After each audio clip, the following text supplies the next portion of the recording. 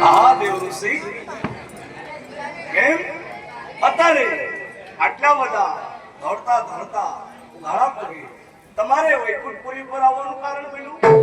નારાયણ નારાયણ. અને પ્રભુ, આપ તો અંતર્યામી છો, સર્વશક્તિમાન છો.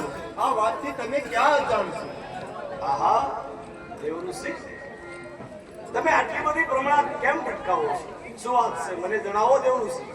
નારાયણ નારાયણ. અને પ્રભુ, એક તો જાલંધર દાનવ, વળી પાછો ઉપર સતી વૃંદાનો સાથ. અરે ભગવાન, લાગે છે આ ધરતી માત્ર હવે પાપ જ ફેરવવાનો લાગે છે. નારદજી, દેવઋષિ, એની ચિંતા તમે શું કામ કરો છો? બસ આ તો નિર્માણ જ થઈ ગયું છે. તમે મને જે કહો છો ને કે તમારી માયાથી કાંઈ પર નથી, દેવઋષિ, જે થાય એ તમે જોયા. તમે મને કહો છો કે મૃત્યુલોક ઉપર પ્રભુ નજર તો કરો કે આ મૃત્યુલોકમાં દાનવ અને સતીનો મિલાપ થઈ ગયો, કે જાલંધર અને વૃંદાનો મિલાપ થઈ ગયો. અરે દેવઋષિ, એ તો વિધિના વિધાનમાં પહેલેથી જ લખાયેલું.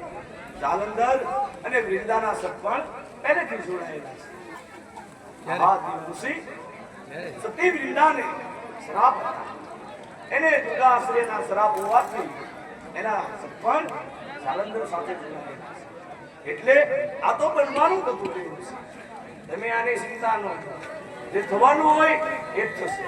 અને જ્યારે જ્યારે ધરતી પર પાપ વધે ને દેવઋષિ, ત્યારે ત્યારે સત્યનો સૂરજ ફરીથી ઉદય પામતો હોય છે.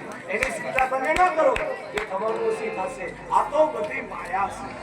માયા તમને નહીં સમજાય.